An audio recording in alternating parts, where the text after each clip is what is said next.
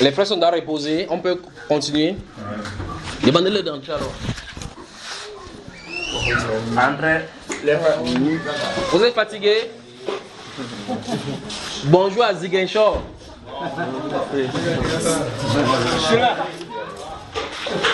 On peut continuer, non? Je vous permets de marcher un peu comme ça pour que la fatigue vous quitte et puis on avance. Si vous avez permis de manger le matin, là vous serez fatigué, là, il sera de parler, vous serez en train de dormir. Donc au moins quand vous avez la tête que vous allez manger après, chacun attend la nourriture avec espérance. Demandez aux frères d'entrer, faites sortir l'animal là.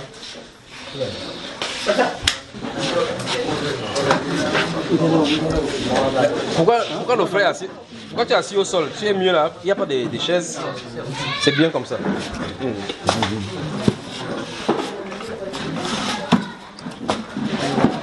C'est bon là, vous entendez, n'est-ce pas? Oui. Ok. Bienvenue dans cette autre session, d'accord? Je suis à votre service.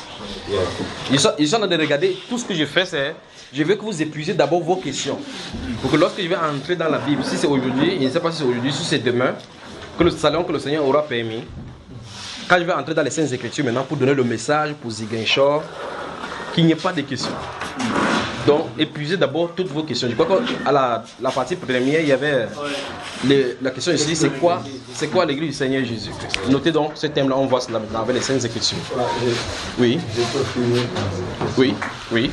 Voilà, maintenant, si les êtres qui étaient dans le jardin, Oui. c'est des êtres créés par Dieu. Oui.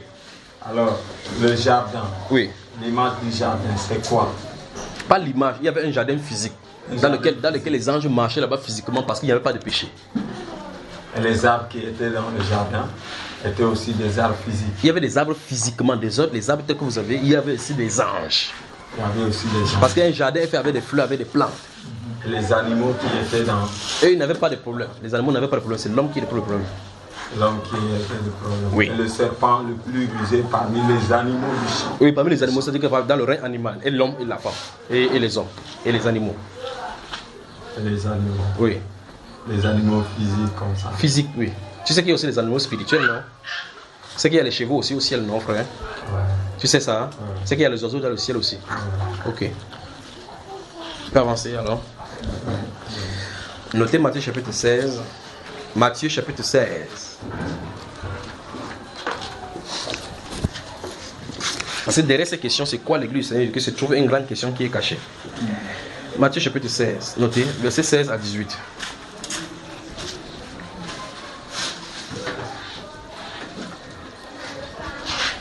Notez Matthieu chapitre 18.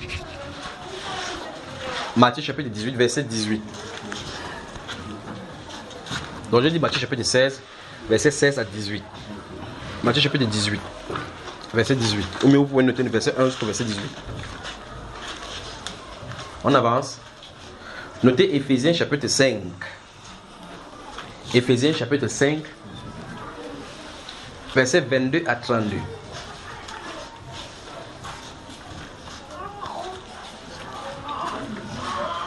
Notez 1 Corinthiens 1:1 et 2 Corinthiens 1:1. 1 Corinthiens 1:1. Donc 1 Corinthiens chapitre 1, verset 1. Et 2 Corinthiens 1:1. J'ai dit Éphésiens chapitre 5, verset 22 à 32.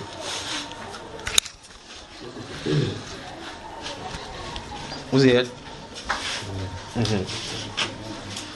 On avance. Notez 1 Corinthiens chapitre 12, verset 13. 1 Corinthiens chapitre 12, verset 13.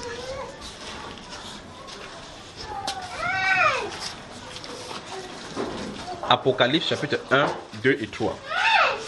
Donc, dès que je vous donne là, qu'on va déclencher, les explications que je vais donner vont tourner autour de ces passages-là.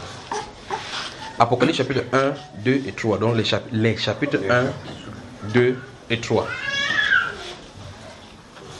Quand je dis les chapitres, c'est parce qu'en lisant tous les chapitres là, les choses vont y être contenues. J'avance. Colossiens chapitre 4. Colossiens chapitre 4. Versets 14 à 15.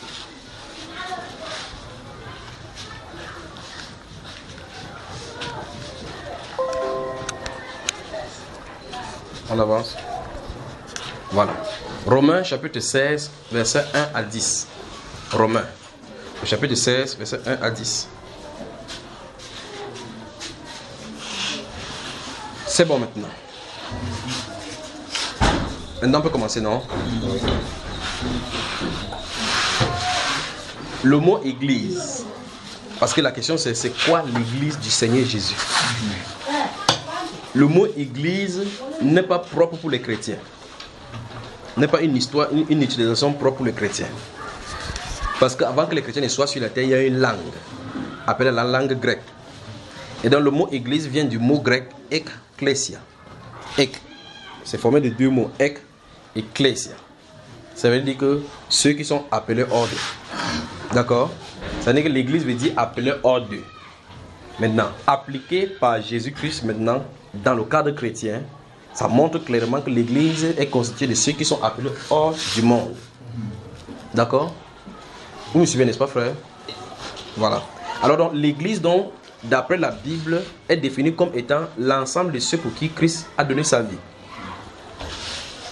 Ouvrons donc Éphésiens chapitre 5, lisons cela là-bas. Éphésiens chapitre 5, je vous ai donné ça tout à l'heure. Lisons les versets 22 à 25. Bien jusqu'au verset 28 même déjà. 5. Verset 22 à 28. Attendons que les gens puissent ouvrir. Dans d'autres versions, vous allez voir, quand vous allez voir l'église, ça sera la congrégation, comme chez les témoins de Jéhovah, la tradition de mon niveau. Dans d'autres versions encore, vous allez voir assemblée. D'accord. Est-ce que c'est possible qu'on garde ce livre-là? C'est tradition du monde nouveau. Non. Si vous êtes enseignant de la Bible, vous pouvez garder. Si vous n'êtes pas enseignant de la Bible, déposez-la et continuez la lecture autrement. D'accord? Voilà. Oui, on y va maintenant. Éphésiens Chapitre 5, verset 22 à 28. Allons-y. Femmes, soyez soumises à vos maris comme au Seigneur. Car le mari est le chef de la femme, comme Christ est le chef de l'Église, qui est son corps et dont il est le sauveur. Dans cette phrase, la Bible déclare Christ est le chef de l'Église. On n'a pas dit Christ est un chef de l'Église. Christ est le chef de l'Église. Ça fait de lui l'unique chef. Ça fait de lui, Seigneur Jésus, l'unique chef de l'Église. Donc, avis à vos amis les papes là. Vous comprenez ce qu'il veut dire, n'est-ce pas? Il n'y a pas deux chefs de l'Église. Christ est le chef de l'Église. On dit, dans cette phrase-là, il y a plusieurs choses qui sont dites de l'Église. On dit, Christ est le chef de l'Église qui est son corps dont il est le sauveur. Donc, l'Église est définie dans cette phrase comme étant le corps de Christ. La deuxième chose qui est dit là-bas, c'est que c'est le corps de Christ qui est sauvé par Jésus. Donc, l'Église est sauvée par Jésus. Actes chapitre 20, verset 28. Notez. Actes chapitre 20, verset 28. Actes chapitre 20, le verset 28. Alors, ici, dans cet Éphésiens chapitre 5, il dit que Christ est la tête de l'Église qui est son corps. Parce que qui est son corps parle de l'Église. Donc, de l'Église qui est son corps et dont il est le sauveur. Donc, Christ notre Seigneur est le sauveur de l'Église. Par conséquent, l'Église, donc, c'est défini comme l'ensemble de ceux pour qui Christ est mort. N'est-ce pas, frère? Voilà, continuons dans la lecture. Non, nous sommes dans Éphésiens. Non, on ne peut pas encore arriver jusqu'au verset 28. Allons-y. Qui est son corps et dont il est le sauveur. Oui. Or, de même que l'Église est soumise à Christ. Stop. L'Église est soumise à Christ. Vous voyez effectivement qu'on a des problèmes ici avec la compréhension de l'Église selon nous. On dit l'Église est soumise à Christ. Quelqu'un vous pose la question, vous êtes de quelle Église? Vous dites, je ne suis pas de l'Église. Il dit, mais vous fonctionnez comment? Il dit, on n'a pas d'Église. Il dit que vous êtes dans le faux. Et c'est lui qui est dans le faux. Parce que eux, ils appellent que nous sommes de l'Église baptiste. L'autre dit, nous sommes de l'Église catholique. La Bible déclare que l'Église est soumise à Christ. On n'a pas dit les églises sont soumises à Christ. On dit l'Église, au singulier, est soumise à Christ. Et on vient de définir l'Église comme étant ceux pour qui Christ sont morts. Autrement dit, ceux pour qui Christ est mort se soumettent à Christ. Ceux dont là, ils sont appelés Église. Maintenant, avec la compréhension de notre époque de l'Église comme étant un bâtiment. Quel est le bâtiment qui est soumis à Christ? Quel? Le bâtiment de la basilique Saint-Pierre à Rome, c'est soumis à Christ, frère. Vous voyez que nous avons besoin de délivrance, n'est-ce pas? Il dit l'Église est soumise à Christ. Allons-y, frère. et soumises à Christ. Les femmes aussi doivent l'être à leur mari en toutes choses. Oui. Marie, aimez vos femmes comme Christ a aimé l'Église Donc, et s'est livré lui-même pour elle. Donc on dit Marie, aimez vos femmes comme Christ a aimé l'Église et s'est livré lui-même pour elle. Christ est mort pour la basilique Saint-Pierre de Rome, n'est-ce pas frère? Pour le séminaire protestant des synodes centre, sud et ouest. C'est pour ça? Pour la congrégation baptiste renouvelée, c'est ça? Pour les adventistes du 7e jour, le bâtiment catholique. Pour l'église orthodoxe, pour les franciscains, pour les réveillés, vraiment réveillés. C'est pour eux. Donc nous avons des problèmes.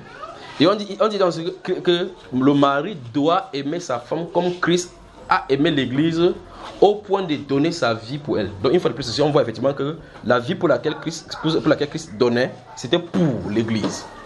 N'est-ce pas? Continuons. Afin de la sanctifier par la parole, après l'avoir purifiée par le baptême d'eau. Donc, effectivement, on parle ici des œuvres qui doivent s'accomplir sur l'Église.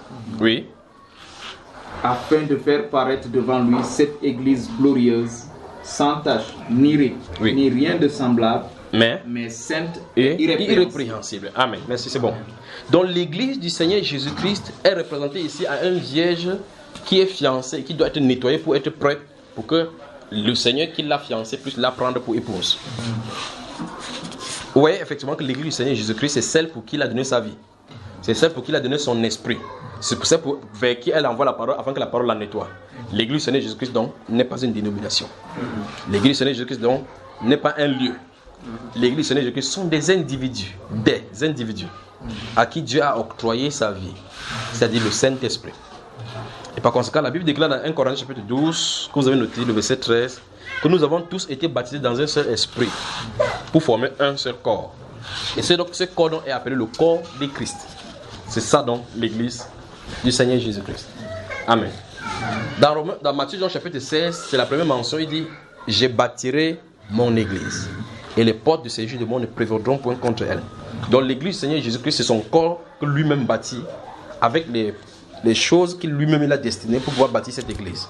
Gardez-vous à l'esprit que dans votre Sainte Bible, il n'est mentionné nulle part de l'église se référant en un lieu. Nulle part. Il n'y a pas une seule trace de verset en train de signifier que l'église est un bâtiment. D'accord? Chaque fois quand la Bible parle de l'église comme un édifice, il se réfère toujours aux hommes. Ne savez-vous pas que votre corps est le temple du Saint-Esprit? On voit temple comme étant un bâtiment. Mais il parle de vous. Que vous avez reçu de lui. Ne savez pas que l'Esprit de Dieu habite en vous. Vous êtes le champ de Dieu, l'édifice de Dieu. On voit encore le bâtiment, mais c'est à l'être humain qu'on s'adresse. D'accord? Vous êtes le champ de Dieu, l'édifice de Dieu. Gens de la maison de Dieu. Formez-vous, comme on a vu dans une des parties ici, dans 1 Pierre chapitre 2, formez-vous pour être une habitation de Dieu en esprit. D'accord? Donc à chaque fois, lorsque Dieu parle de l'église comme un bâtiment, il se réfère à l'homme. À ces êtres-là dont Dieu habite en esprit. D'accord? L'église du Seigneur Jésus-Christ, donc, ce sont ces personnes pour qui Christ est mort à la croix. Maintenant, ils sont renouvelés et ils attendent son avènement. C'est compris? C'est bon. Des questions? Posez toutes vos questions. Oui, mon frère.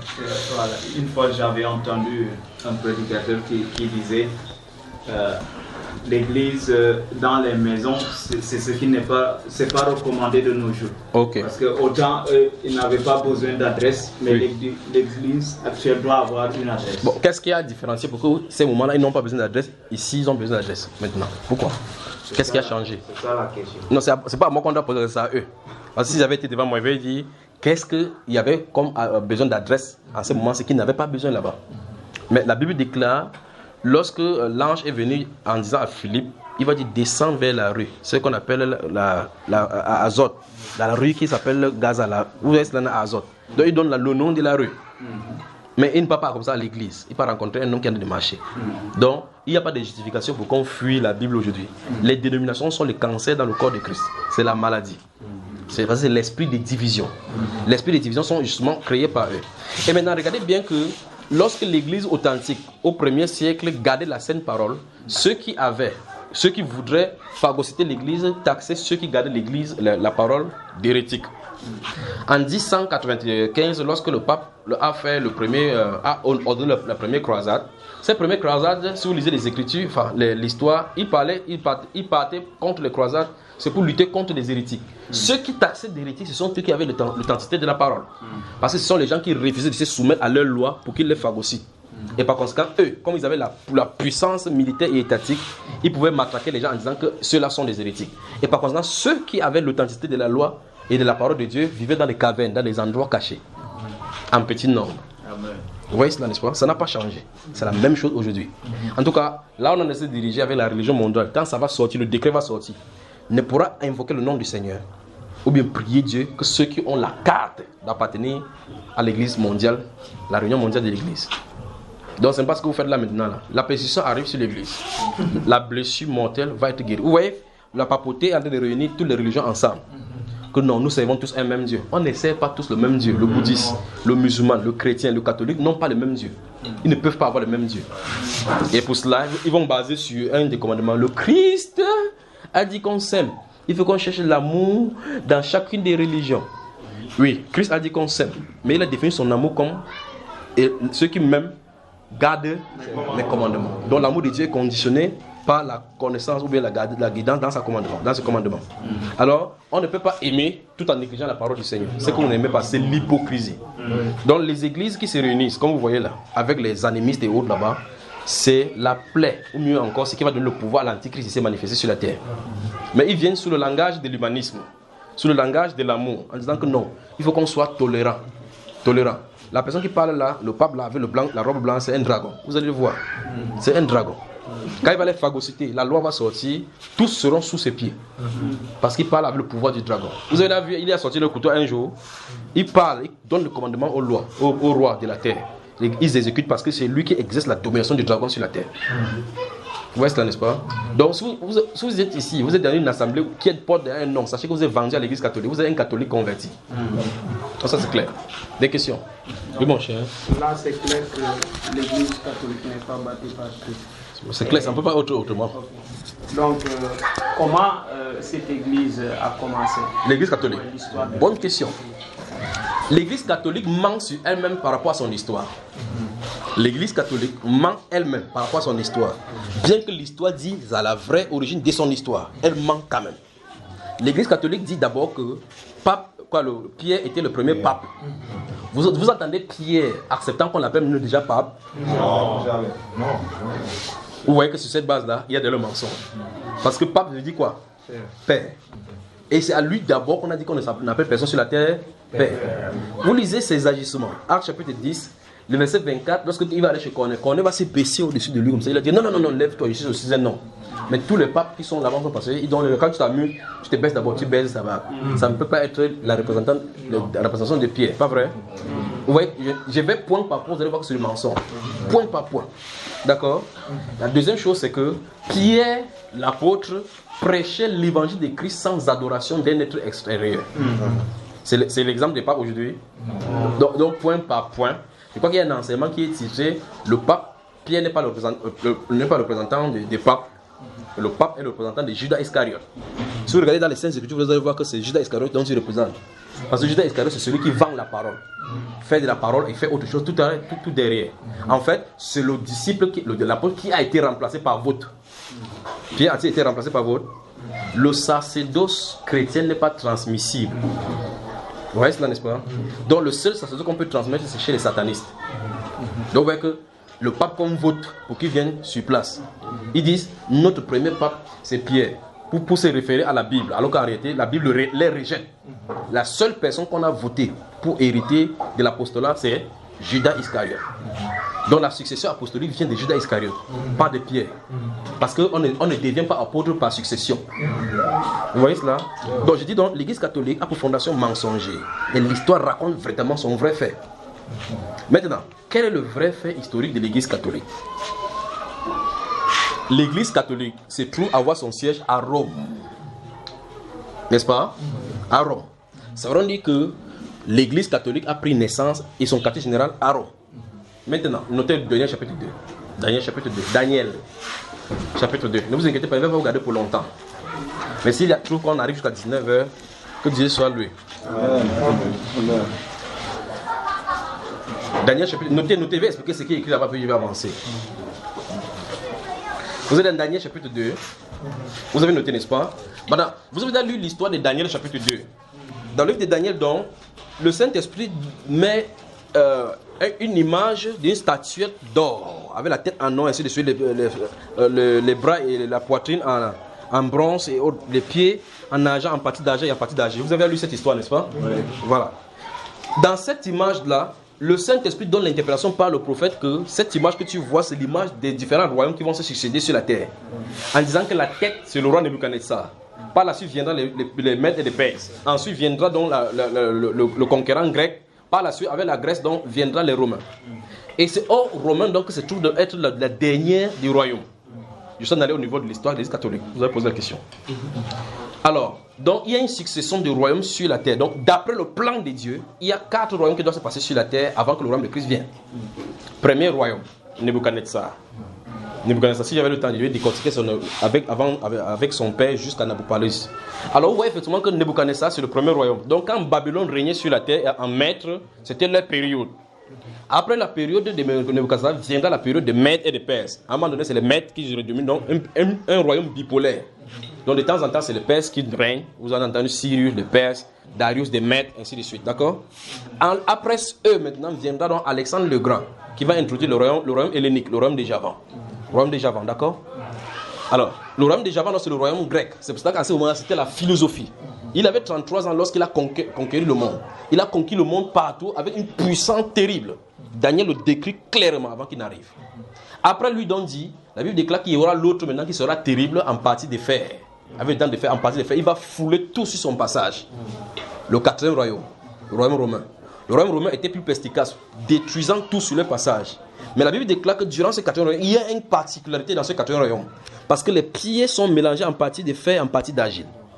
Ça veut dire que dans ces royaumes, durant ce moment-là, il y aura des alliances. Et nous sommes en plein là-dedans. L'alliance des traités de l'Atlantique Nord. Vous voyez, les États-Unis s'allient avec telle ou telle personne, avec la France, la Grande-Bretagne, tandis que la Chine s'allie avec l'Iran, avec ceci. Donc durant le 4e royaume, ça fonctionne avec des différentes alliances. Tu attaques une seule personne. Nous sommes arrivés à un thème où une seule attaque d'un pays peut engendrer la guerre mondiale. Parce que s'il touche par exemple le Sénégal, et que le Sénégal a les intérêts français là-dedans, la France va devoir défendre le Sénégal.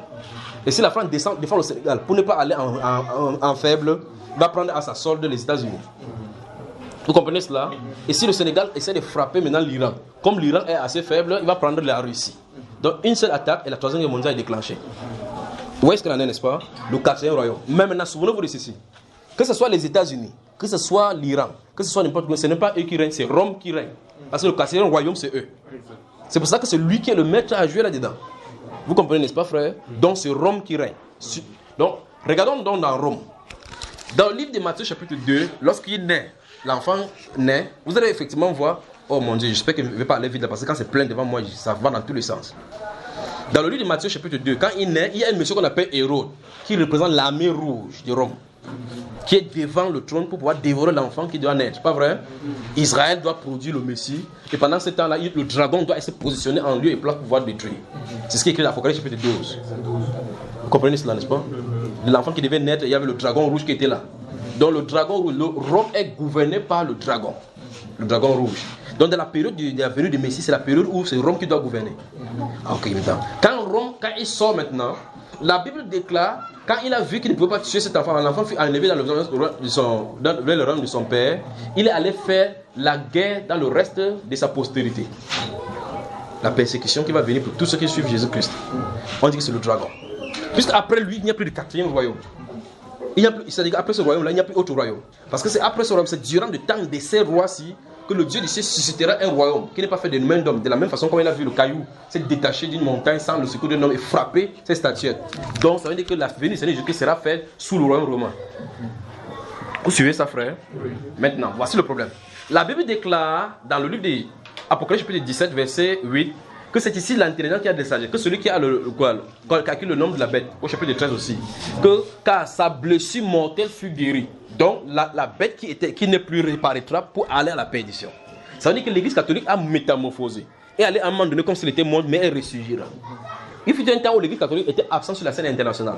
Mais depuis un certain temps, on a de voir effectivement comment, pour qu'il y ait des guerres n'importe où, elle a sa position au point où le pape même vient aux Nations Unies pour parler de la façon dont le monde doit se conduire. Pas vrai, frère? Oui.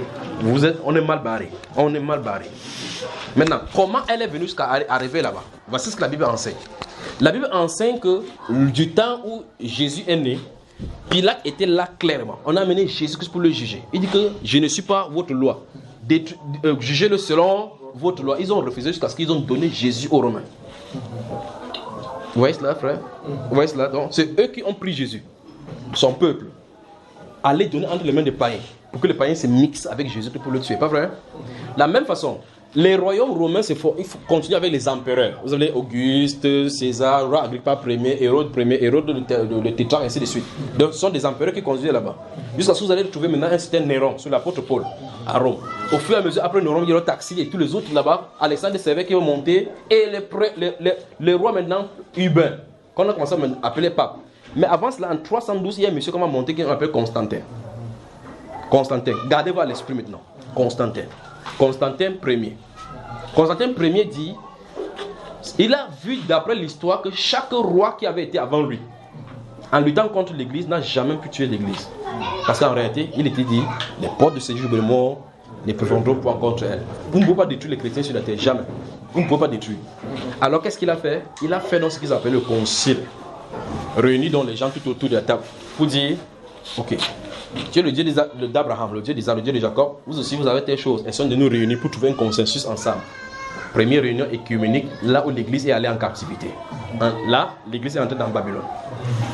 Vous voyez ça, frère? Vous voyez? Donc, fondamentalement et spirituellement, l'église catholique est née là-bas. Vous comprenez, n'est-ce pas? L'église catholique est née là-bas. Mais c'est 600 ans plus tard que l'église catholique, telle que nous connaissons maintenant, va sortir. Mais dès la base de l'église catholique est mise par Constantin, de telle enseigne que quelqu'un qui est empereur se trouve encore être chef de l'église. C'est terrible, terrible, terrible. Alors vous voyez maintenant que les papes qui sont là maintenant ont double casquette. Ils sont chefs de l'église et chefs d'État. Ça ne les a pas quittés. L'apôtre Pierre était comme ça, frère? Non. Que non. Il ne s'immisçait pas dans les choses de ce monde-ci. En fait, le Vatican a son propre drapeau, sa propre monnaie, ses propres ministres, ses propres ambassadeurs. Vous entendez les nonces apostoliques. Les nonces apostoliques sont les ambassadeurs avec les catholiques. Les nonces apostoliques, ils sont équivalents des ambassadeurs sur le plan physique. Ils présentent les lettres de créance.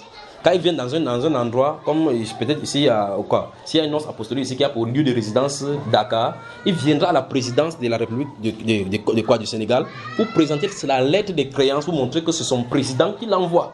Mais c'est à s'en renverser, je vous le dis. C'est à s'en renverser. La Bible déclare donc qu'il avait 2 cornes, il parlait comme un agneau, mais pourtant il avait la puissance du dragon. Vous voyez, c'est la dualité.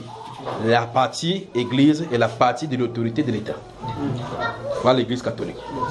Alors l'église catholique est née donc de la transformation, de la transmutation des cultes païens en investissant le camp des saints pour faire volte-face des chrétiens. Autrement dit, pour essayer de pervertir la parole de Dieu en utilisant les choses de la parole de Dieu. Maintenant, elle a donc les moyens pour pouvoir faire ces choses-là parce qu'elle a l'autorité de l'État. Il n'y a aucune banque sur la terre qui ne passe par l'église catholique. Aucune. La Bible déclare que c'est chez elle qui se trouve le trésor. La banque catholique chute, tout le monde entier chute. Vous voyez là où on est? C'est chez elle qu'il y a la richesse. C'est ce que la Bible enseigne. La mère des impudiques. Des abominations de toute la terre, l'église catholique. J'aimerais que les catholiques soient là pour qu'ils choquent. Mais c'est la vérité. Vous restez dans l'église catholique, vous êtes en plein Babylone. Vous comprenez, hein? Parce que Babylone, ça veut dire la porte des dieux. La porte des dieux. La porte des dieux. Pour ce qui est de la Bible, la porte des dieux, c'est le Seigneur Jésus. Je suis la porte. D'accord? Jésus, notre Seigneur, est notre porte par laquelle nous entrons et nous sortons. Mais là, à Babylone, en plein Babylone, tous ceux qui sont dans l'église catholique, pas seulement elle, mais ses filles, tous ceux qui sont dans cette religion organisée, qui sont rentrés petit à petit dans l'église catholique, sont en plein Babylone. C'est pour ça qu'il faut sortir là-dedans.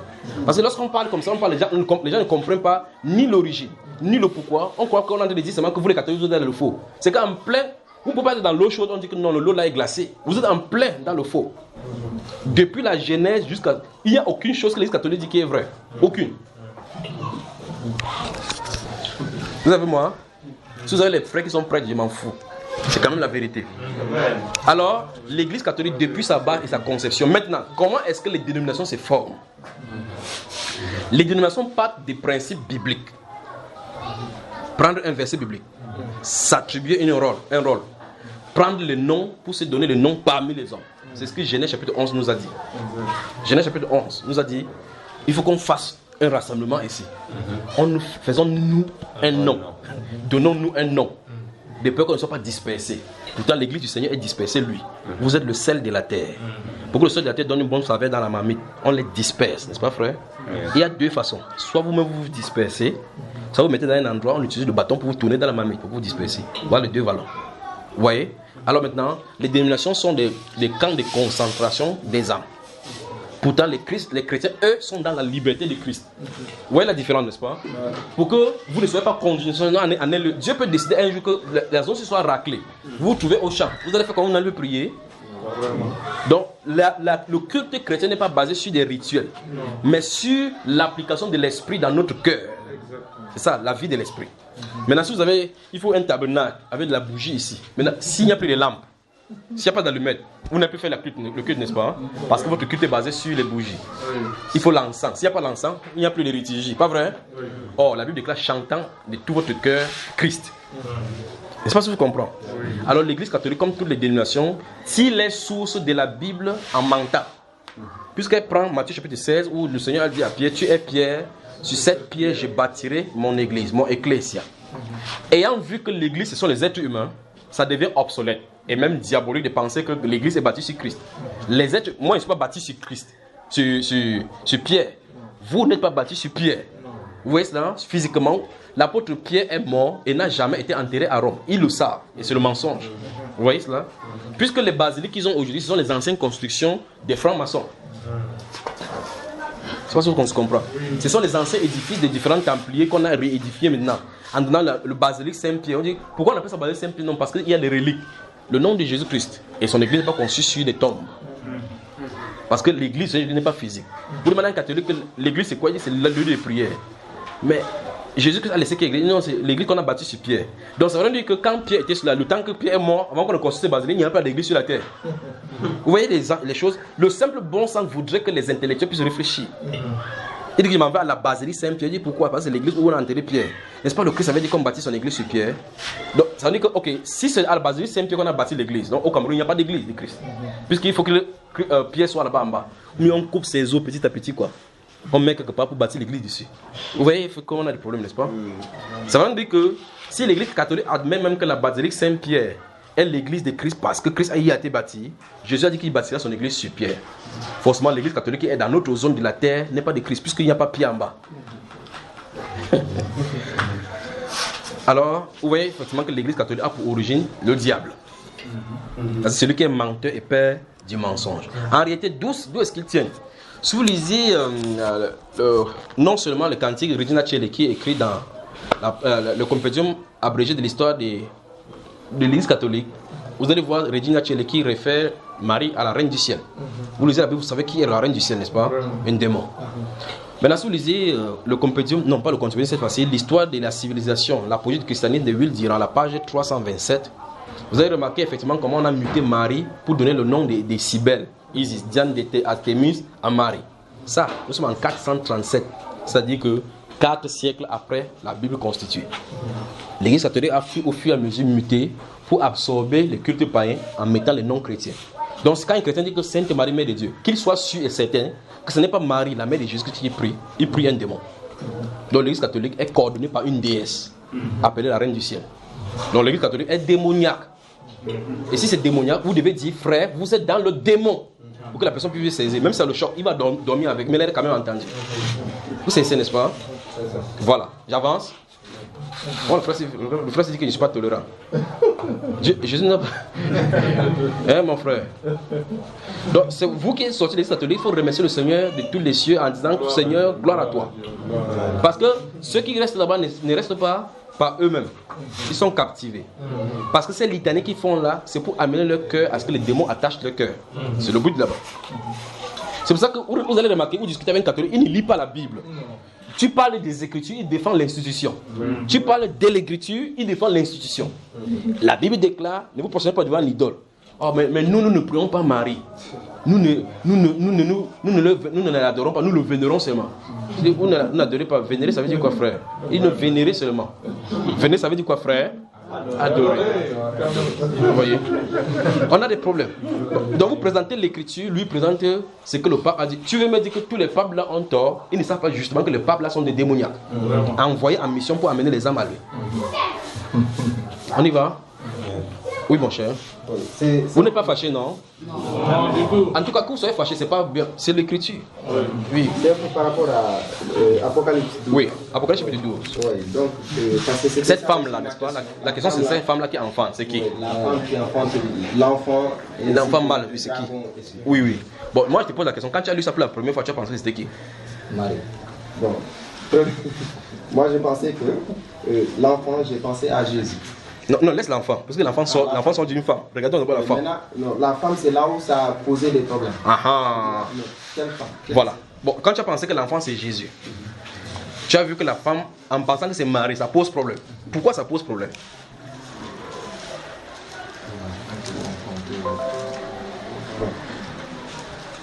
Pourquoi en disant que cette femme c'est d'Apocalypse chapitre 12, il s'agit de Marie. En quoi est-ce que ça pose problème au niveau de Marie? Parce que ça pose problème. Il faut parler pour que les gens entendent là-bas. Oui. C'est un problème parce que la Bible dit qu'elle s'était retirée dans le désert. Dans le désert. Oui. Pendant un temps, deux temps. Et la moitié d'un temps. Oui. Laissons la personne, c'est ça? Oui. Elle s'est retirée. Mais quand je réfléchis, je dis, mais Marie, elle s'est point retirée quelque part. Voilà. Pendant des temps, tout ça là. Où il y avait une place préparée pour être nourrie. Pour qu'elle se nourrit. Oui. Donc ça ne peut pas être Marie. Oui, ça ne peut pas être Marie. Donc c'est donc qui? Pas vrai? Ouais. Allons-y. Voilà, je dis c'est l'église, je dis ah non, c'est pas l'église. C'est pas l'église qui a enfanté. Si je vous aime quand vous prenez la parole de cette façon. Vous voyez, vous analysez la Bible. C'est comme ça que vous devez faire. Donc tu prends étude des cas. Ah, Marie, et vous voyez là où ça coince. Vous voyez que ça ne peut pas être Marie. L'église, d'après ce qu'on a vu, la définition de l'église, c'est plutôt Jésus-Christ qui engendre l'église. Donc c'est pas le contraire.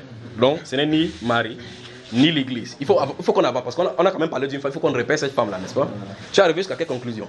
Bon, finalement, je me suis dit, parce que mon frère m'avait posé la question, après je lui ai dit, frère, je n'ai pas une révélation par rapport à ça. Oui. Attendons vraiment d'avoir une révélation. Oui. Là, je pourrais vous répondre, mais jusque-là. Il n'y a pas encore la femme. Mais quand j'ai entendu le programme, je me suis dit, voilà. La révélation viendra ici. Tournons-nous vers la révélation. Allons-y. Quand j'étais encore catholique, je pensais que, voilà, quand j'ai lu le verset 17, oui. Apocalypse 12, oui. le verset dit, et le dragon fut irrité contre la femme. Oui. Et il s'en alla faire la guerre à sa postérité, à sa descendance. De sa postérité, voilà. De la postérité de la femme. Oui. Et à ceux qui gardent les commandements de Dieu, oui. Et qui retiennent le témoignage de Jésus. Oui. Et là, tu arrives à quelle conclusion? Que c'est Marie. La postérité, oui. De sa postérité. Oh, mais si tu dis comme ça, là, ça contredit la doctrine catholique qui dit que Marie restait toujours vierge même après la naissance de Jésus. Tu vois que ça contredit directement ça. Parce que d'après la doctrine catholique, Marie, après avoir accouché de Jésus, n'a plus jamais accouché. Or, on dit que cette femme-ci a une postérité. Donc tu vois que ça ne peut pas être Marie non plus. Puisque nous croyons en Jésus. Oui, nous sommes sa postérité. Ouais. Non. On a dit que sa postérité et ceux qui gardent le commandement. Donc c'est eux, ceux qui gardent le commandement, c'est donc nous là maintenant. Maintenant, quand même dit sa postérité. La Bible ne bégaye pas.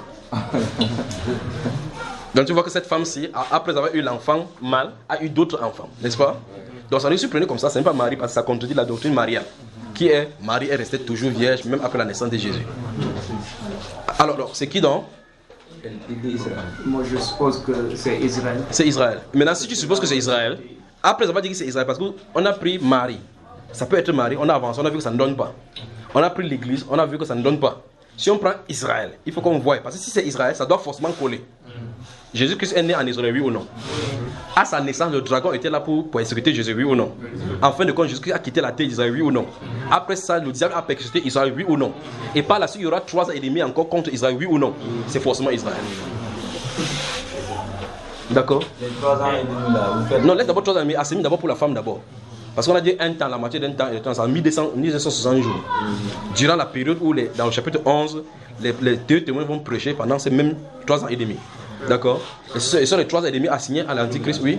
Bon, dans cette explication, je comprends bien.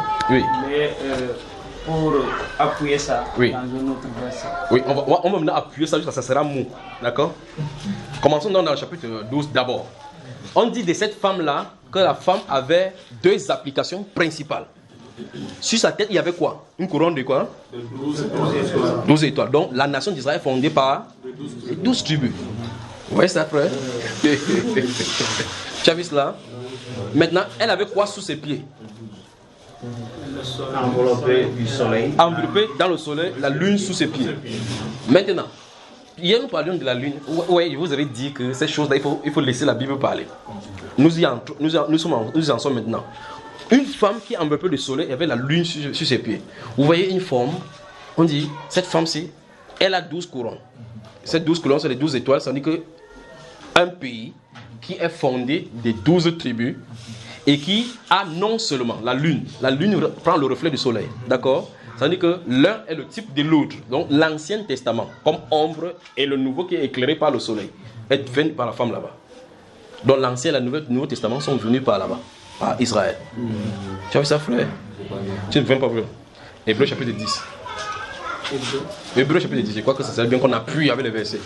Vous avez dit qu'on appuie, non? Ouais. On va appuyer. Avez-vous déjà lu le livre d'Osée? Le livre d'Osée. C'est le livre des divorces de Dieu. C'est-à-dire que Dieu s'est fâché de sa femme. N'est-ce pas, mon frère? Le frère, il bouge la tête, il dit comme c'est toi qui as dit que j'accepte. Alors, je suis en train de dire le livre d'Osée, du prophète Osée. Parce que le frère a dit que est-ce qu'il y a des passages où on peut montrer? Vous pouvez prendre Osée, le livre d'Osée. Notez aussi Jérémie chapitre 23. Osée. Le livre d'Osée, vous allez lire doucement, d'accord? Osée. Jérémie 23.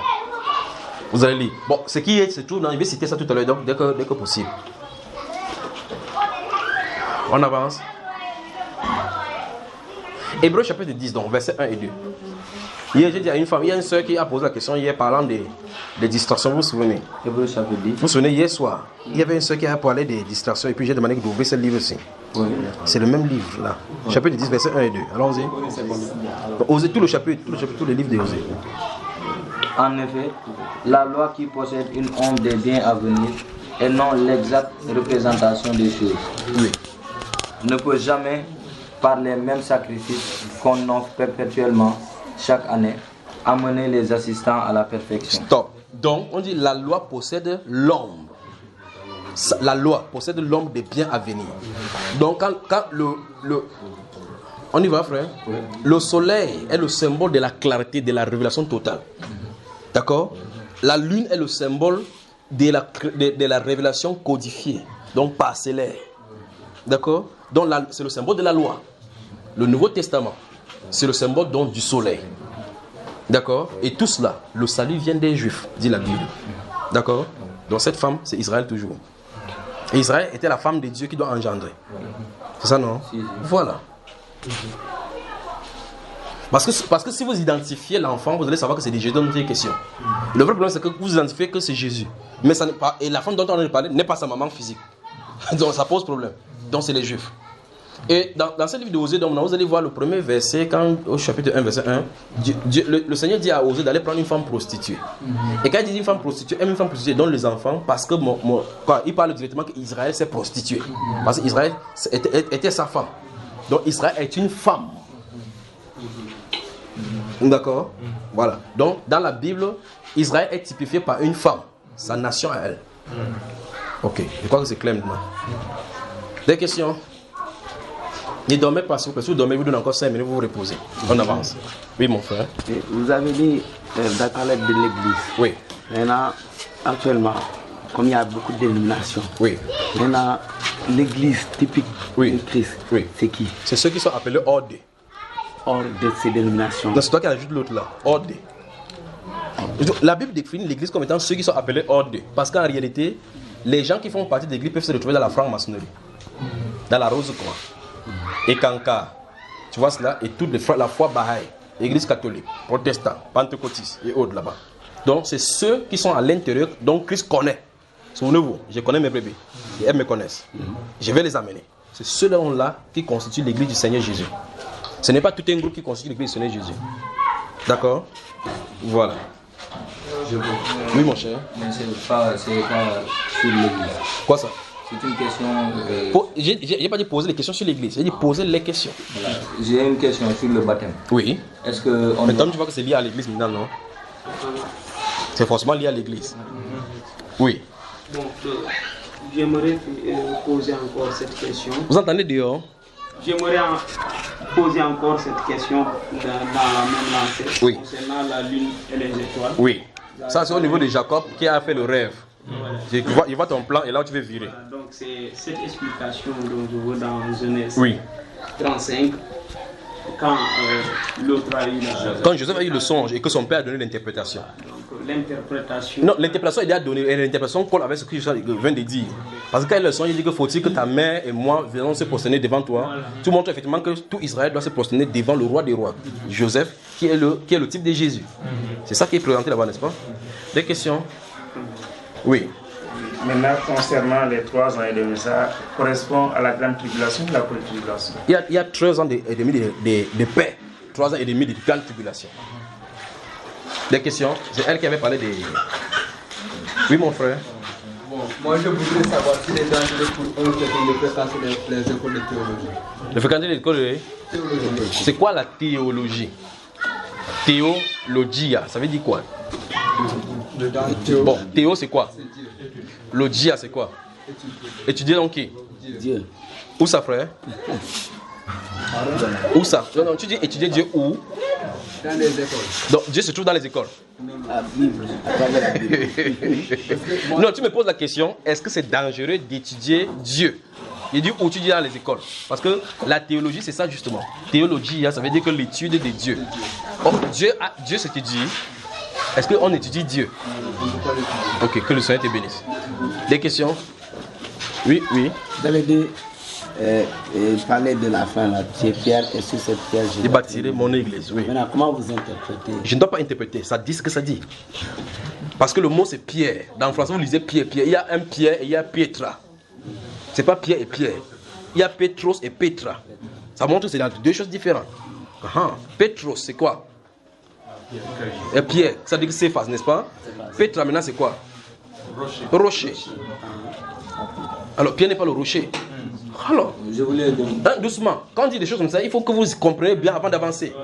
Parce qu'en français, vous lisez dans Matthieu chapitre 16, tu es Pierre, sur cette pierre, j'ai bâtirai. Mais le grec ne donne pas le mot Pierre, Pierre. Parce qu'il a parlé à Pierre. Il a parlé à Pierre que tu es Pierre, et sur ces rochers. Donc, normalement, l'interprétation, c'est tu es Pierre, sur ces rochers. Parce que Pierre ne veut pas dire rocher. Tu vois cela? Donc en réalité c'est différent. Le deuxième Pierre qui est... Attends, lisons, ça c'est la version Samuel. Je ne sais pas ce qu'il y a écrit, ou Matthieu chapitre 16. Donc quand vous lisez comme ça, faites attention. Et quand on dit des choses comme ça, prenez le temps de, au lieu de passer à une autre question, prenez le temps d'assimiler bien pour comprendre ce qu'on a dit de dire. Parce que l'Église catholique va dire, la Bible déclare que tu es Pierre, je sais Pierre. C'est pas écrit comme ça normalement. C'est pas écrit comme ça. C'est écrit tu es Pierre et je sais rocher. Tu vois que ça veut dire, c'est pas sur un être humain que Dieu a bâti, n'est-ce pas? C'est sur ce rocher dont Moïse a été caché pour que Dieu passe en proclamant le nom de l'Éternel. Je peux lire.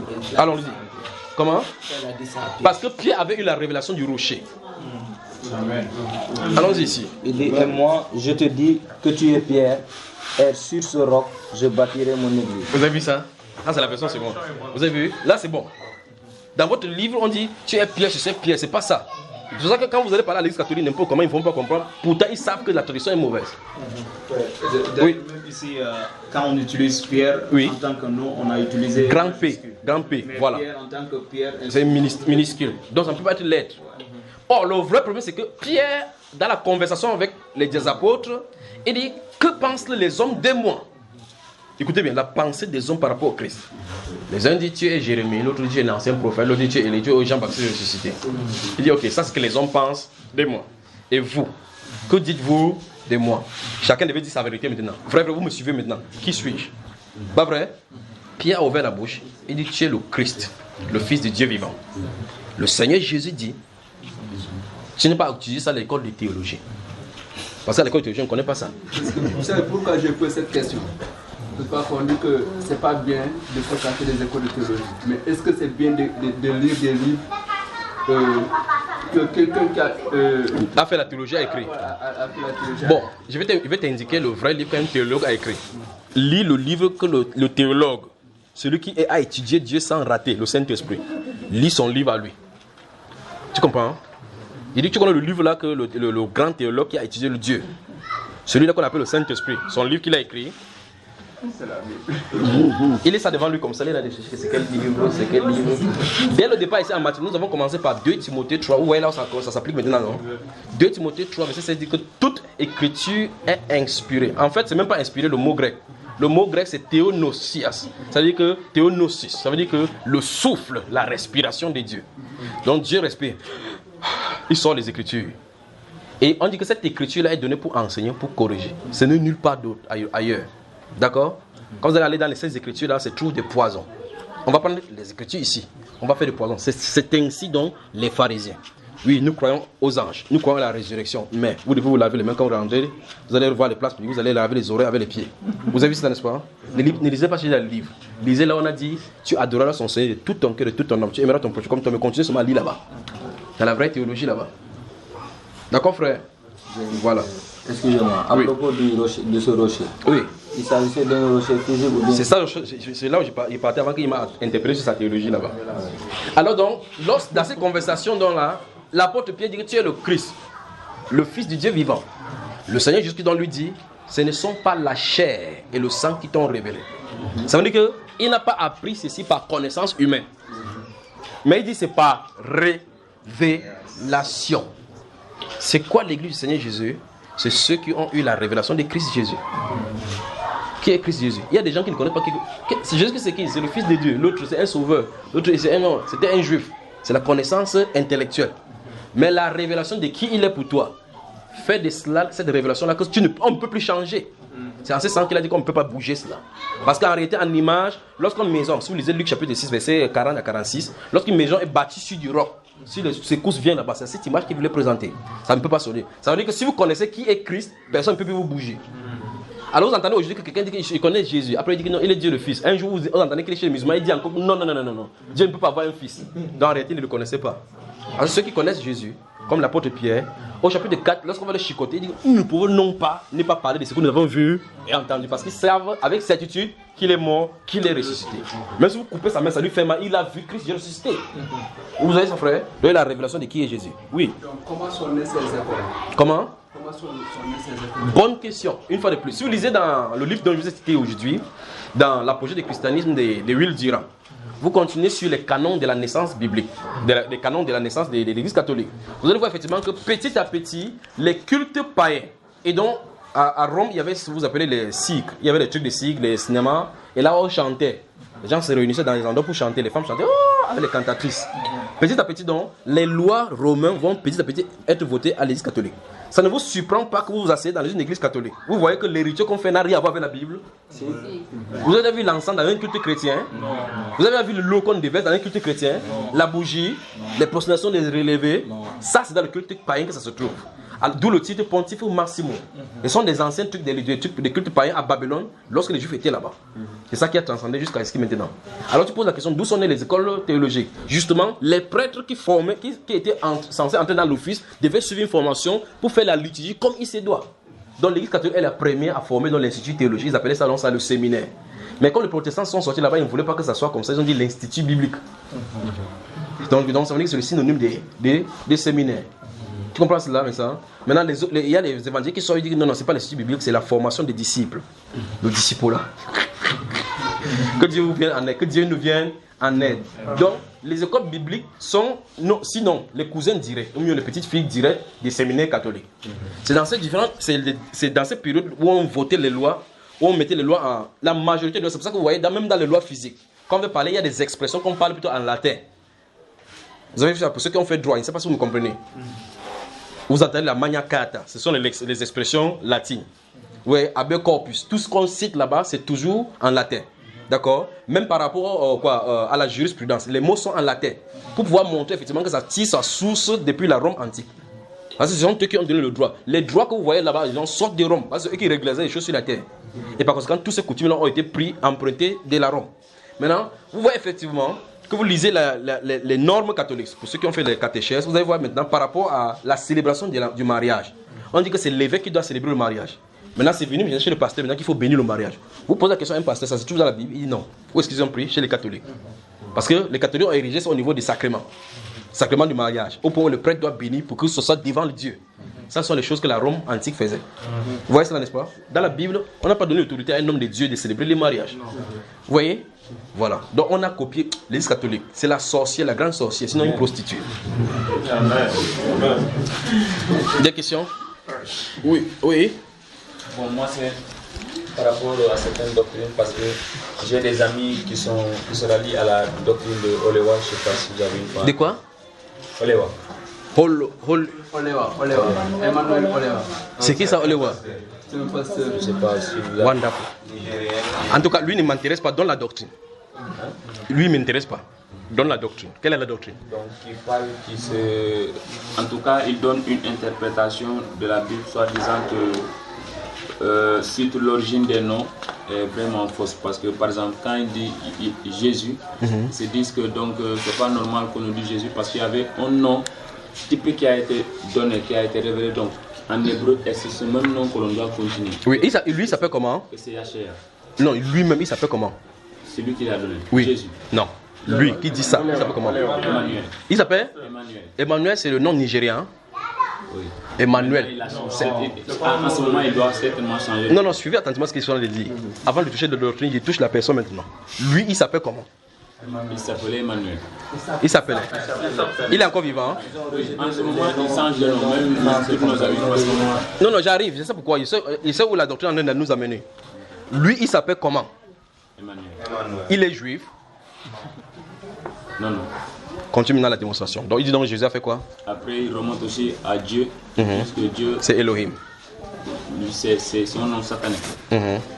Parce que Dieu c'est un nom satanique. Oui. Le véritable nom de Dieu c'est Ahea. Ahea. Que celui qui est.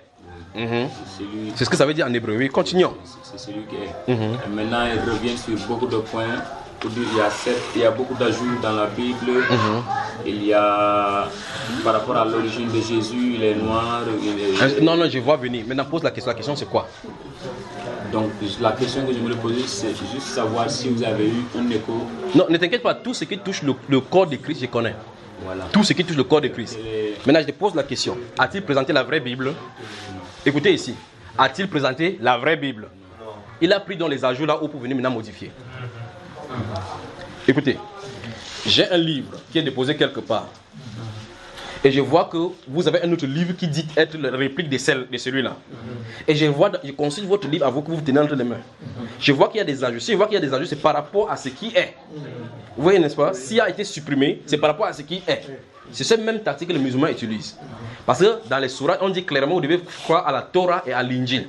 L'Injil, c'est un trafic de mots évangile. Et alors, dans ce cas, on dit qu'ils doivent croire à l'évangile. S'ils lisent l'évangile que nous avons là, ils vont voir fils de Dieu partout. Ils n'aiment pas entendre cela. Ils ferment ça rapidement. Ils disent que ce n'est pas l'Injil. Je leur pose la question. Puisqu'on a demandé que vous croyez à l'Injil, montrez-moi l'Injil. Alors, si ceci dit que ce n'est pas le nom de Dieu, ça a été trafiqué, ceci a été ajouté, ceci a été retranché, qu'ils montrent de là où on a pris pour ajouter ou pour retrancher. C'est là où la base commence. S'il n'a pas l'original, il ferme sa soupape. C'est là où il parle. Et il remonte jusqu'à la Bible. Non, je pose la question. Il a montré une Bible originale. Il a montré une Bible originale. Non, la Bible en langue. Si c'est en langue hébraïque, c'est qui n'est pas nouveau. Parce que les juifs, maintenant, vous mettez les juifs là-bas, les juifs qui rejettent Jésus lisent la langue originale en grec. Je vais vous mettre une vidéo d'un juif qui n'est même pas proche de loin par rapport aux chrétiens. Quand il lit les Deutéronomes en sa langue, il traduit, c'est littéralement ce qui est écrit dans la note de Torah. Tu comprends un peu cela? On continue alors maintenant. Dans le jour que tu vas voir le Haloa, ou c'est le Holoa, dis-lui que le Haloa, amène-nous la vraie Bible. D'accord? Voilà comment vous devez battre ces gens-là. Où est-ce que la vraie Bible se trouve? Qui montre la vraie, où on a dit que Jésus était noir, où le nom de Dieu c'est ceci, et que celle-ci est fausse. Le plus grave, c'est qu'ils vont faire comme ça, chaque fois devant toi, il aura la même Bible que tu as, pas vrai? Donc c'est. Je voulais aller dans la même lance. Ah, vas-y, lance ça. Voilà, je voulais même poser ça, cette question. Oui. Donc, ils disent encore que la Bible a été écrite en hébreu. Oui. Pour preuve, ils utilisent ce passage dans Matthieu chapitre 15, verset 24. Oui. Quand Jésus disait à la femme syrophénicienne que je n'ai été envoyé pour brebis perdues de la maison d'Israël. Oui. Tu parles de qui là, des Haloa ou bien des musulmans? Non, de Olewa. Oui. Voilà.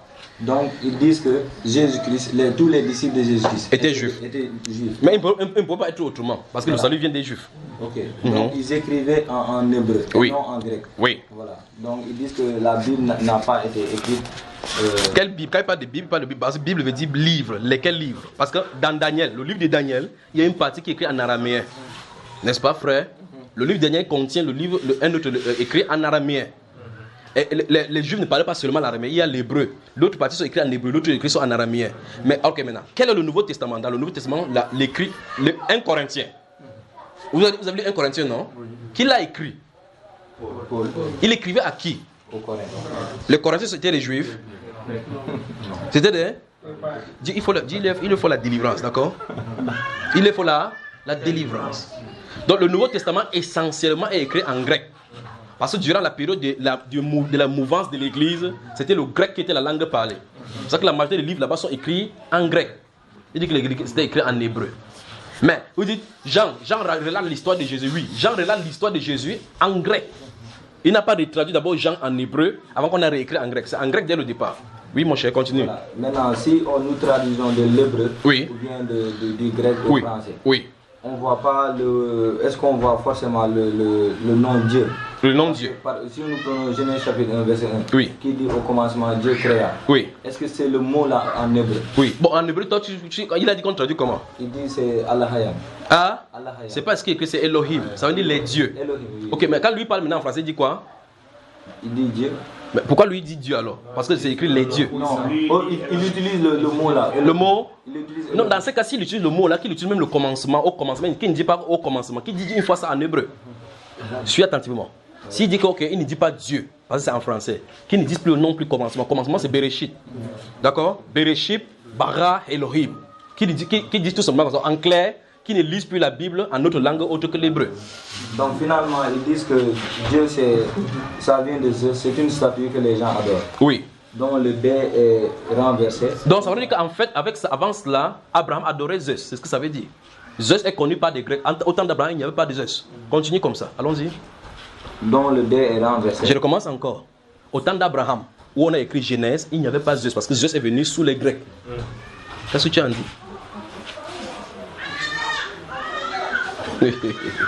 Vous savez ce qu'il en est? Vous savez ce qu'il en est? Emmanuel, qu'est-ce que ça veut dire? Quand quelqu'un s'approprie du nom Emmanuel en rejetant le nom français, je ne sais pas quel nom vous pouvez prendre, Paul Vieilledent ou n'importe quoi, ou Jean-Paul Souris. Le mot français que vous avez, c'est parce que vous avez été colonisé en français. Si vous avez été colonisé en arabe, vous aurez le nom arabe. Quel qu'en soit le cas, le nom d'Abraham, son nom était hébreu, c'était quel nom? Le nom Abraham, c'est un nom quel nom? Un nom chaldéen. Ça n'a rien à voir avec l'hébreu, ni avec le français, pas vrai? Ok. Le nom Paul, c'est quel nom? Romain. Pas vrai? Mais il dit Paul, apôtre de Jésus-Christ, n'est-ce pas? Ça, c'est un hébreu qui s'est fait appeler Paul. Qu'est-ce que vous en dites? Donc, celui des Nigériens, il est plus hébreu que l'apôtre Paul, n'est-ce pas? Stéphanas, et Crespus, qui l'a baptisé. Étaient-ils des Hébreux? Et Sylvain. Étaient-ils des Hébreux? Donc, vous voyez effectivement que les gens, il faut qu'on torde les gens, les esprits des gens pour qu'ils puissent se repentir, n'est-ce pas? J'attends seulement que vous me dites, par exemple, que non, le nom de Jésus, c'est pas son nom, vrai nom, qu'il faut qu'on dise Yehoshua, avant que je vous prends au mur maintenant. Alors, en clair, si quelqu'un dit que non, c'est la traduction d'hébreu, c'est ceci, c'est ceci. Donc, forcément, il faut qu'il lise la Bible seulement en hébreu. Parce qu'il n'est nulle part dit que Dieu dit qu'on traduit la Bible. Pourtant, Dieu dit plusieurs fois que la terre sera remplie de la connaissance de l'Éternel. Dieu ne dit pas que toute la terre va parler l'hébreu. Nous avons lu aujourd'hui, lorsqu'on parle de parler en langue, qu'il a dit que ce n'est pas les langues des autres nations qui va parler à ce peuple-ci, non? C'est pas ça qu'on a lu? Alors Dieu s'attendrait, et le psalmiste avait dit, je te louerai parmi les nations. Donc la louange de Dieu devait venir parmi les nations. Les gens se plaignent comme Dieu est venu chez les Juifs, que tous les disciples étaient Juifs. Mais le salut vient des Juifs. Tout ce que vous avez, même si vous voulez fuir les Juifs, vous ne pouvez pas fuir. Parce que tout ce que vous connaissez de Dieu vient de lui. Parce que c'est eux d'abord à qui Dieu s'est révélé. Et la Bible déclare que Dieu, si vous lisez le livre de Sophonie, la Bible déclare, à Habakkuk chapitre 1 verset 12, la Bible déclare que Dieu s'est révélé à lui pour exercer ses jugements sur la terre. Il a donné la loi à Israël pour que Israël implémente les besoins de Dieu sur la terre. D'accord, mes chers frères? Maintenant, comment cette mutation est arrivée? Quelle mutation? Jusqu'à ce qu'on ne puisse pas prononcer de la même manière le nom de Jésus comme le prononceraient les Hébreux. Tu veux prononcer le nom comme les autres prononçaient? Non, je demande. Non, je dis, toi, tu voudrais prononcer comment? Comme Jésus, on prononçait? Non. Comme tu me dis, non, ça veut dire que ça veut pas la fin qu'il explique alors, n'est-ce pas? Il n'explique pas donc. Je vais être sûr que... Daniel chapitre 12. Ouvrez Daniel. Il veut dire, parce que Jésus-Christ, forcément Jésus, ça veut, comme on dit Céphas, ça veut dire Pierre. Donc Jésus-Christ, ça matérialise quoi? Pour dire, par exemple, quand ouvrez Daniel chapitre 12. Dans l'hébreu on dit Yeshua, on est obligé de dire Jésus en français pour symboliser Yeshua. Pas pour symboliser, c'est son nom. On ne peut pas faire autrement. Christ, ça veut dire quoi? Christ veut dire quoi? Merci. Ou mieux encore? Ouais. Ok, dans ce cas, dit Yeshua, ouais. Ça vous fait rire maintenant, pas vrai? Parce qu'on a des problèmes. C'est ces groupes-là qui sont en train de dire que non, le vrai nom de Jésus, c'est pas Jésus. Il faut arrêter de dire Jésus. Entre-temps, tu dis qu'il s'appelle comment? Il dit qu'il s'appelle Jean. Mais le mot Jean vient des Juifs. C'est Yohan. Donc lui-même, après, face son nom sur l'arbre de naissance, il met Yohan. Chapitre 12 de Daniel. Lisons à partir du verset 1. En ce temps-là, se lèvera Michaël, le grand chef, le défenseur des enfants de ton peuple. Et ce sera une époque de détresse, telle qu'il n'y en a point eu de semblable depuis que les nations existent jusqu'à cette époque. Nous sommes d'accord que le l'ange en a parlé d'une époque futuriste. Continuons. En ce temps-là, ceux de ton peuple qui seront trouvés inscrits dans le livre seront sauvés. Plusieurs de ceux qui dorment dans la poussière de la terre se réveilleront, les uns pour la vie éternelle et les autres pour l'opprobre, pour la honte éternelle. Ceux qui auront été intelligents brilleront comme la splendeur du ciel. Et ceux qui auront enseigné la justice à la multitude brilleront comme les étoiles à toujours et à perpétuité. Je pose la question, je vous pose la question. Ceux qui auront enseigné la justice à la multitude. Nous avons vu aujourd'hui, dans la première partie, quand nous avons lu en premier 2 Timothée chapitre 3, le 4e point pour lequel l'écriture est donnée, était ce point pour enseigner la justice, n'est-ce pas? Maintenant, quand le Seigneur dit ici, dans ces écritures, que ceux qui auront donné l'enseignement de la justice à la multitude, a-t-il dit que cette multitude-là, ce sont les Hébreux seulement? Donc, ça veut dire que Dieu a en vue de la prédication futuriste. Jésus, dans Matthieu chapitre 28, a dit « Allez et faites de toutes les nations des disciples ». Quand il parlait comme ça, là, il leur a dit « Vous allez seulement enseigner les Hébreux ». Vous savez l'hébreu qu'on doit enseigner, frère? Donc, il a en vue, parce qu'il a les brebis qui ne se trouvent pas dans sa bergerie. On doit les amener. Donc, la traduction des Bibles est dans le plan clair de Dieu. Pour que les langues des peuples louent Dieu dans leur propre langue. Dieu n'a pas dit que les peuples louent Dieu dans la langue de Dieu. Il n'y a pas de verset dans votre Bible qui dit que les peuples des nations païennes doivent louer Dieu dans les langues du peuple de Dieu, la langue hébraïque. Mais il est dit, les nations vont louer Dieu dans leur langue. Donc ça veut dire que si nous sommes le peuple français, nous louons Dieu en français. Ça va, frère? Dieu sait que c'est en français qu'on a le louer. Parce qu'il n'y a pas de langue spécifique pour appeler Dieu. Je veux que vous assimilez bien ce que ça veut dire. Il n'y a pas de langue spécifique pour appeler Dieu. Le premier nom qu'il a donné aux Hébreux, parce qu'il s'est révélé aux Hébreux. S'il était venu chez les Arabes, il devait les donner le nom en arabe. S'il était venu chez les Wolofs, il devait donner le nom en Wolof. Et les autres devaient prendre le nom correspondant dans leur langue. D'accord? Des questions? Oui. Je voulais poser une question. Oui. Donc, j'ai écouté un de vos enseignements sur YouTube. C'était pour répondre à un musulman. Voilà. Donc, vous avez utilisé le passage qu'il avait utilisé pour dire que ce passage a été ajouté plus tard dans la Bible. Marc chapitre 16, verset 9 à 20. Voilà. Donc, je voulais savoir à quelle époque ce passage a été rajouté dans. Ce n'est pas moi qui le dis. Ouvre cela chez toi et tu vas vérifier. Ouvre Marc chapitre 16 d'abord. Ouvrez aussi chez vous aussi. Il dit que à quelle époque ça a été rajouté. Qui a dit ça? C'est pas moi qui dis. C'est la Bible, même pas l'existence, c'est la Bible elle-même qui dit.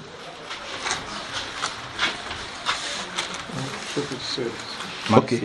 Maintenant, voici Marc chapitre 16. Remarque bien que dans ton verset 9, ça commence par un guillemet.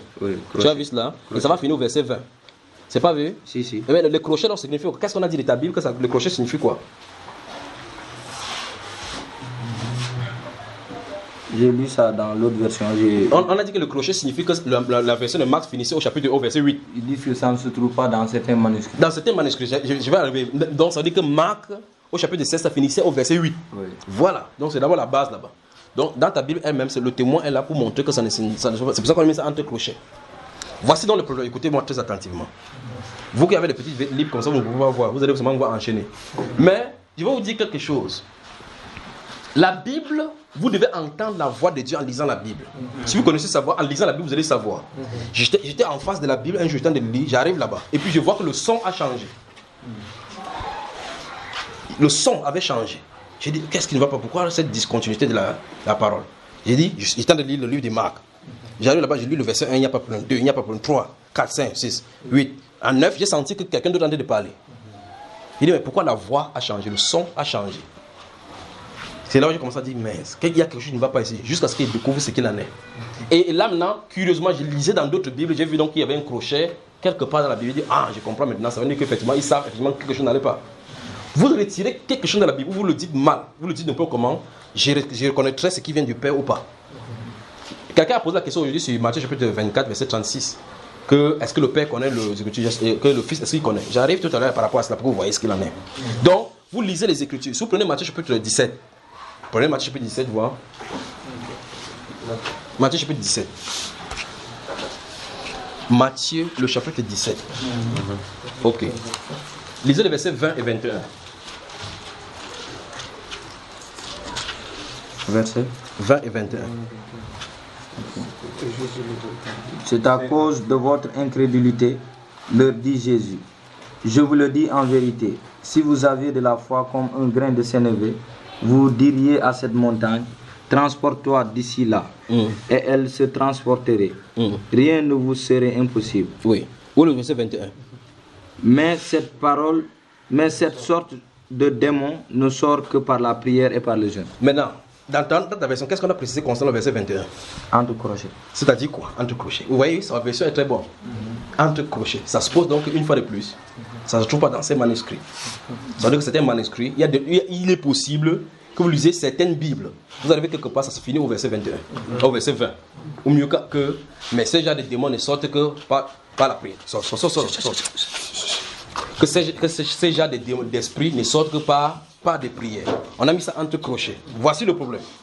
Écoutez-moi.